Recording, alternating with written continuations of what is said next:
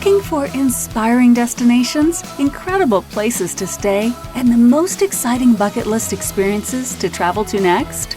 Welcome to Destination Everywhere with hospitality and travel entrepreneurs Todd Bloodworth and Andy McNeil.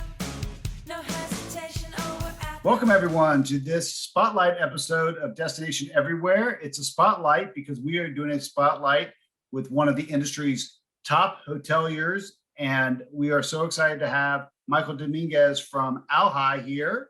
And we're going to be discussing with Mike today what's new and exciting at hotels around the world. And there's probably no one else in the world that knows, because Mike's got his pulse on all the hotels all around the world, because he is the president and CEO of ALHI. And he has been in global sales and marketing and representing ALHI.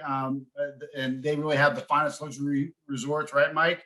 Around the world, just incredible. They also have cruise lines and destination management companies. So they're a great resource for all of our meeting planners out there. He's one of the most influential voices within the travel and hospitality industries.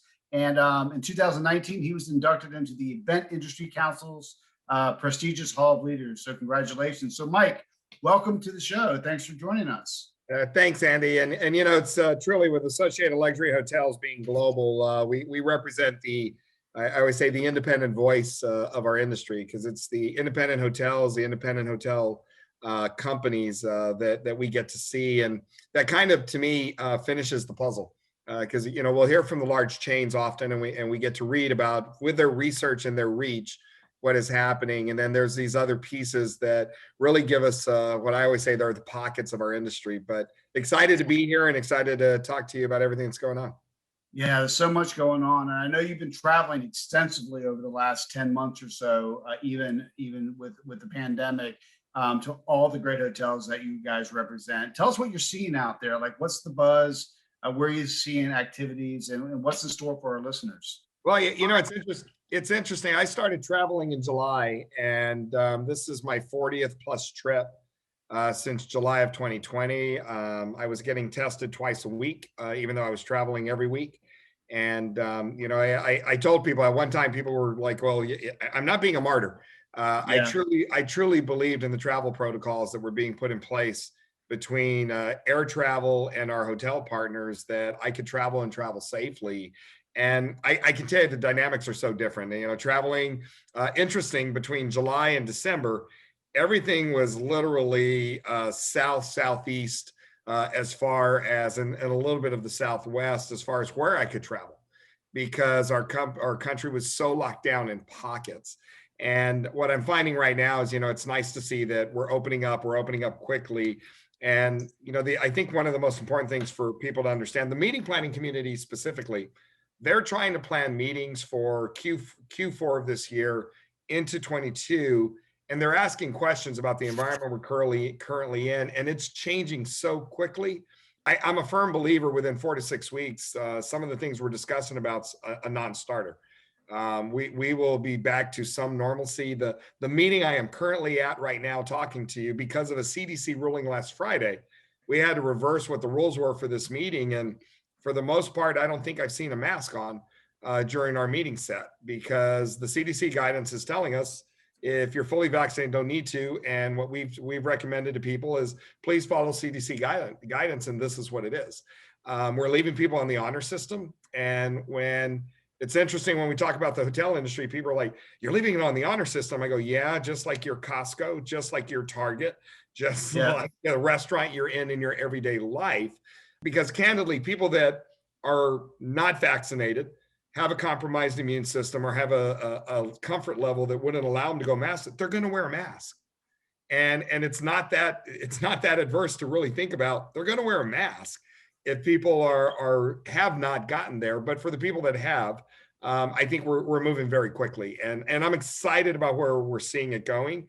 The conversations we're hearing right now from hoteliers is it's leisure's back. And leisure's already back to 2019 levels. Group is now picking up so quickly, you can't keep up with the demand, and it's a catch-22. Had it brought back. Yeah, I was talking to a hotel yesterday that was sold. They're completely sold out, and they're a huge hotel. So I agree with you that leisure's definitely back. And where else are you seeing hotel occupancy pick up? Are you seeing it across the board, mainly in the US? Where are you seeing it where it's getting really busy? Well, mainly in the U.S. Yeah, unfortunately, across the globe, and I just saw a global report for Q1. What's probably not surprising, we saw growth from the overall 2020 occupancy in North America, Latin America, Central America. Where we lost it was in Europe, in mainland China, which will surprise people, in South Africa. And what is common, and of course, when you look at India, that is that Yeah, special situation. Yeah. Well, it's everybody who surged in Q1. Yeah. And lock down their countries again. It is very much in line with, if you're locking down your country, your occupancy is going to go the other way. If you're not locking down the country, even though there were in pockets of restrictions, for instance, here in North America, you're seeing growth across the board that's consistent. And that's what we're seeing across the world right now. All right. So moving on from COVID, we are ready to go. Tell us about some of your favorite new hotels that you're representing, and why you love them. I know you've been traveling a lot and seeing some of them. Tell me about them. Well, yeah, you know what? I don't know if it's the new, as far as everything seems new to me when I haven't seen it in a year. Good point. Yeah, and I mean that sincerely, but you know what I love is, and I think this is the important part, is that the hotels, me coming back into the independent spirit, I like to say, I think the independent hotels are still about hospitality. The larger chains and brands today have very much become real estate companies, and that is not a criticism. They have tremendous successful business models. It's just different. It is different, yeah. It's different that the reasons they're in it. And what I'm loving when I'm experiencing things, it's the hospitality, it's the special touches, it's the local education I get, at night in your turn down, when you still have turn down service. It's those little moments that I'm really enjoying. But I'm finding a lot of, we've added quite a few new hotels recently. In all of this, Andy, I think one of the coolest things, we added another collection. So we have collections of hotels overall, and we added what we call the Centric Collection. And these are not necessarily always playing in the luxury box. They're a step down as far as they have a little more flexibility than high-end luxury, and specifically a rate perspective. But they're independent, big boxes, and we've added an entire new collection in the middle of this pandemic. And Caribe Royale in Florida was, one of the first to come on board with us. Mystic Lakes outside of Minnesota has just come on board with us. The Town and Country in California, it is not your dad's Town and Country. After $100 million renovation, this thing is fantastic. It is amazing, and it is this that mid-modern look and feel. Okay. But very modern. And where's that outside? Where's that outside of California? It's San Diego. It's San Diego. Okay. Yep. Yeah. And you know what I love about these boxes that we're bringing in? When I say they're boxes, it's 200,000 square feet of meeting space. And for our meeting, planning community, that space is going to be at a premium right now. It is nice to have these on board, and we're finding that that there is something for everyone, and that's what we've tried to complete as far as our portfolio. Are you seeing that mid-century modern look happen a lot on the remodels? Is that the new hot thing? It really is. I just saw PGA National, and they're halfway through a complete reinvention. It is not a renovation. They are reinventing what they've done, and they are going to this mid-modern look. And when I say mid-modern, it's so different than any mid-modern I've seen in both hotels, because I would focus on the modern, but that mid-century modern is literally looking at color schemes and some of the retro feel that we felt in the 60s. Nice. But with a really modern, elegant look. Sometimes that mid-century modern, it still felt old. And it was a little bit of a different way. I'm not feeling that in these hotels. They are, and I'll give you an example. Town and Country, when you walk in and it's wood flooring all the way through, nice. No carpeting, but the look and feel of I love having a regular record player, and actually albums that are in there that are everything from Aerosmith to an old Elvis album that you literally can play in your room if you want to. It's just some really cool touches that bring back a little bit of nostalgia, but still a really modern look and feel. And it's like PGA National, what they are putting together is just phenomenal, because it's that look and feel. And I got to see it. They're not done yet, But what I got to see was really an elegant mid-century modern that was kind of funky in a couple of ways, like a couch almost having an S-shaped couch Oh, in a nice. section of the room that's just a little bit different. Even the lighting fixture is very modern, but you can tell it has a look that would fit into the 1960s. It just has a really elegant look. And I like that people are getting back to a feel about the hotels. And again, in the independent space specifically, I think they have that flexibility to be able to do that. Well, thanks for making recommendations on both coasts. So that's great. So we appreciate it. So on these remodels, you're probably seeing new technologies as well, right?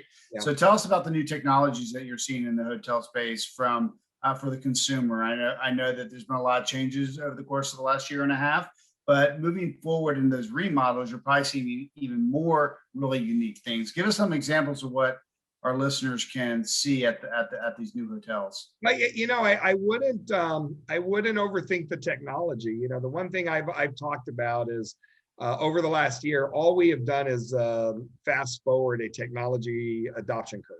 Mm-hmm. And what I do think is it's becoming more prevalent, Andy, which I'm excited about. I don't know if we would ever get there quickly, because I just did a presentation last week, and one of the comments I made was, it's not that we didn't have this technology, you never wanted to adopt it.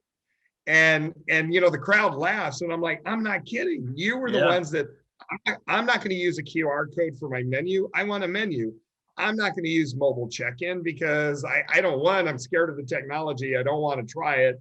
I'm worried about a mobile key. Is somebody going to hack my phone? It was all of those pieces. And if there's any silver lining of this time frame, we have forced the consumer to get comfortable with some of this technology, and we're finding better adoption. And I think in that case, it's going to make it well. And I think the one thing that's going to stick around, make everybody's life easier, your restaurant, using a QR code in any restaurant now, in most of those processes, you can even pay for your check without. It's the norm now, right? It's the norm. When you walk into a restaurant in general, you're just used to it, right? And it's no different than signing it to your room, but now you have the flexibility to do it right away and right on your mobile app. It's really great. Exactly. And that is my point. And you know what that does do? It speeds up efficiency. It's gonna be better for service long term. The one thing that takes a little bit of time from the waiter and waitress to help you with, and the one thing that you end up waiting for is usually the check at the end of this. Now, to know that you can close out, finish that out while the waiter is still taking care of somebody else, that helps on the service side of it. It helps you on your experience side of it, because you get what you want and everybody wins in those situations. And if there's anything that I think we should be talking about is from a sustainability standpoint, we should be excited about some of these technologies. The fact that we have lost our directories in guest rooms and they're never coming back is a good. The fact that we've now forced you to look at through TV for your room service menu is a good thing. That's been around, Andy, for a long time, but we still had people that wanted to see a printed menu because they didn't want to go through the complexity of trying to figure out where do they find it. Now you're seeing QR codes. You can just hit it, do it on your phone, or you can look at it on your TV. That is not only good for the experience, it's going to be outstanding from a sustainability standpoint. The amount of paper that we used to have to print, reproduce often throughout the year. It's staggering, right? It is. And think about the hundreds and hundreds of thousands of hotel rooms. Paper that is. We are going to be saving a lot from a sustainability. That's fantastic. That's fantastic. So that's so not just the restaurants, but the hotel rooms themselves, like all the menus inside the hotel rooms. Our listeners can expect not to see those anymore. It'll be on your mobile phone. You'll be able to just hit a QR code. It's really funny about QR codes. It kind of went out of fashion. No one ever really used them, like you said. And all of a sudden now they're like the it thing, right? It's a technology that was there, but no one just picked up, right?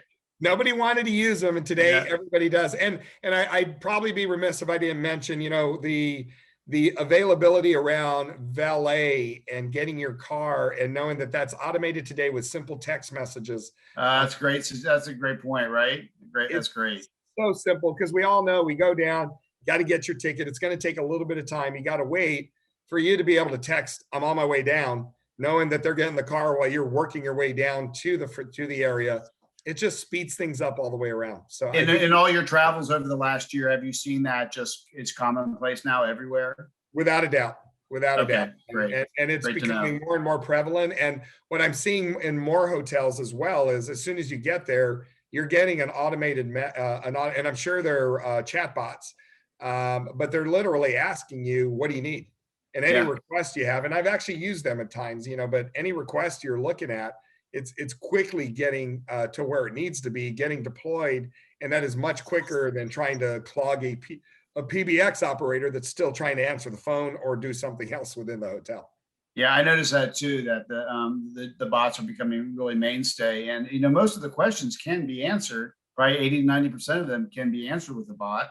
And you get the information, and people love to text, so it works. So if you don't mind, can we just jump back to restaurants for a second? Because I'm a foodie, and I'm always looking for the coolest, hottest new restaurants that are around. Do you know any that you've seen over the last year in your travels that you had just a really, really great meal that you'd like to let us know about?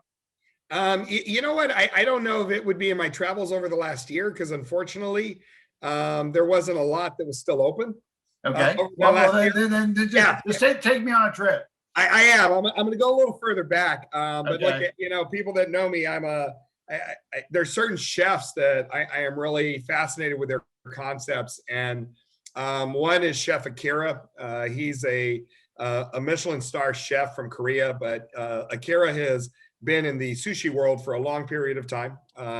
Has Yellowtail at Bellagio, Kumi at Mandalay Bay, but he's opened up Akira Buck steakhouses. One that opened up in Beverly Hills, and we were so excited. We were going to do a client event, and I still remember it because it was going to be March 6th of 2020. Oh, they had just opened, and then that shut down. But what I love is his passion around the food. Is one of the most creative and inventive people that I have ever seen as far as around that type of cuisine. Studied under Morimoto at one time. So, the guy, really, really great. And then I'm a huge Michael Mina fan. And I think what Michael Mina does, what he does with seafood and steak, and my all-time favorite, and I can tell you, I'm going back to Vegas this week because I'm going to be there for a show that I'm speaking at. And of course, my hands down, I have to do this, and my wife will be with me, but Michael Mina's at Bellagio, which is just his namesake. It started in San Francisco. He has the one in Bellagio. It's probably the one you wouldn't know about unless you know about it, because it's in the conservatory. Not a lot of talking about it. It is still the best experience, hands down for me. Because we really enjoy it. And this goes back to you being a foodie. It's not just the food, but I can tell you there's a couple of things. That they have a tuna tartare that is his take on a tuna poke. Nice. But it is literally this sushi grade tuna that is bound with a quail egg on ancho chili powder, almonds, pine nuts and pears. Mike, you got my mouth watering. I've eaten at Mike's restaurant there. I don't think I had that though, but it's been about 2 years. So I'll have to go back when I'm in Vegas. And the phyllo crusted Dover sole is the most amazing thing you'll ever eat. And it's one of his specialties. It's only in that restaurant. And that's one of the reasons we go back. And we're probably the most boring people for that restaurant because they go through the whole menu and everything else they're doing with the new fish. We want the bogey. Yeah, and phyllo crusted Dover sole. And they literally have a caviar parfait that is the most evil thing you will ever eat. And you wish you could get more of it. But it literally has a layer of your caviar, and then it has a layer of cheese and a layer of salmon, another layer of cheese, and it's all bound together in this and it's served on a very small, crunchy potato cake. Okay, so one more time. That's at the Mike's in the Bellagio, right? That is Bellagio. That's Michael Mina's, and again, I'm kind of sticking to chefs, and I'd be mistaken if I didn't say anything that Serrano touches as well. I kind of go to, and he has so many different types of cuisine. But those chefs, I think, do it really well, and I think what's unique about a Mina and an Akira and a Serrano specifically they're not only famous and known chefs, they still cook every day. And Yeah, I think it's a great suggestion for our listeners is to not necessarily focus on the restaurant, focus on the chef. exactly. So if you like a chef or a restaurant in one city, see if he's going to be in the city that you're going to. And that's a Absolutely. great suggestion. It's a great suggestion. All right, speaking of just kind of new and different, tell us about up and coming regions. So either up and coming cities that you're seeing that are having really cool hotels or renaissances, or you're seeing old hotels in some cities coming up. What's out there, and what regions are you seeing that are really kind of people are just starting to talk about? I'll talk about regions and then hotels too, because Perfect. from a region's perspective, what's really interesting is some of what we used to classify the second tier cities are just exploding. And what we've seen, for instance, in Kansas City, St. Louis, and Oklahoma City, which would surprise most people, what they have done as far as investment in creating a full experience in those areas. And the Omni Oklahoma City just opened. It is one of the more stunning hotels that you will ever experience, and they're one of our new member partners. That's great. I just did an event there, and here's the benefit of COVID is that it's still brand new. It opened in the middle of this, or right when this thing was happening, so it is still brand new. I think about the same thing when we look at Kansas City. We have some new properties there as well, and Lowe's. It's such a great city, right? Such a beautiful town, right? People don't talk about Kansas City and how gorgeous it is, and it's nice to hear that there's some really nice choices for hotels that are up and coming. Well, and I think that's going to be necessary for the meeting professional to understand, because the compression we are experiencing with meeting space across the U.S. That's a great point. Your traditional destinations may be jam-packed, and you'll have an opportunity in some of these other destinations to spend a lot of time creating the experience. And then one of our, we are a strategic partner with Sonesta Hotels, and they are the fastest growing hotel company in the world because of overnight, they went to 1,200 hotels from the few hotels they've had. And the Cliffs in San Francisco that they had spent $100 million completely reinventing. It opened up right when we're shutting down the country. So basically it's a brand new hotel, but you're talking about an older historic hotel. Yeah. Completely been modernized, and nobody's in it yet. And I think that's going to be a wonderful experience. Not to choose favorites, though. We're going to wrap up with this question. Is there a destination that you like to go personally with you and your family over and over again that's really, really special to you, that we like to ask, our experts in the hospitality industry this, so people know kind of the special places, maybe the hidden gems? Hands down, like it's for me personally, and it's the one place we go multiple times a year if we can. It is Maui. There is something. Oh, agreed. There's something magical about the island. It is the one place, Andy. I mean, people that know me, I run 100 miles an hour. It is the one place I unplug. It is the one place I slow down and really, and I don't need it for 7 days. I need it for 3 to 4 days. And there's just something magical about that. Not only the scenery and there's something about the people, and the only place I can even get a close comparison to, and I'll put them head to head. I get the same experience from the people that serve me in Mexico as I do in the islands. There is something about their passion and authenticity, about the hospitality service of the people there, because everybody in certain destinations, you go to Cancun, it's all tourism jobs. You go to Hawaii, they're all tourism jobs.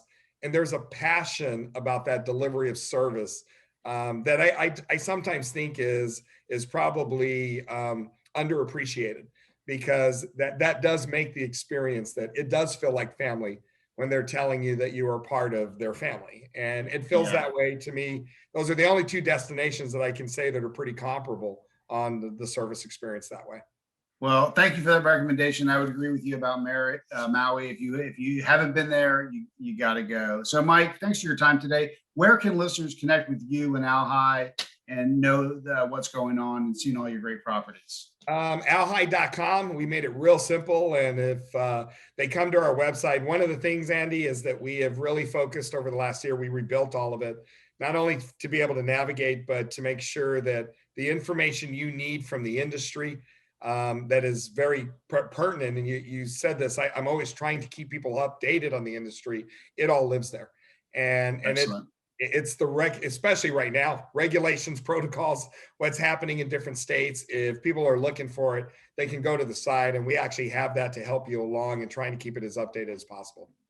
Excellent. Well, Mike, thanks for your time. Thanks for joining us today. If you're listening, make sure you subscribe, rate, and review us. We really appreciate it.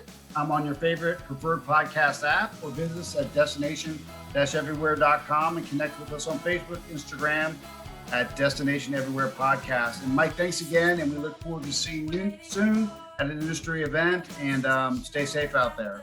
Safe travels, everybody. Thank you. Mike, thanks again for joining us today. If you're listening, make sure you subscribe, rate, and review this show on your preferred podcast app. We really appreciate it. Visit us at Destination-Everywhere and connect with us on Facebook and Instagram at Destination Everywhere Podcast. Thanks so much, and we look forward to seeing you next time. Stay safe.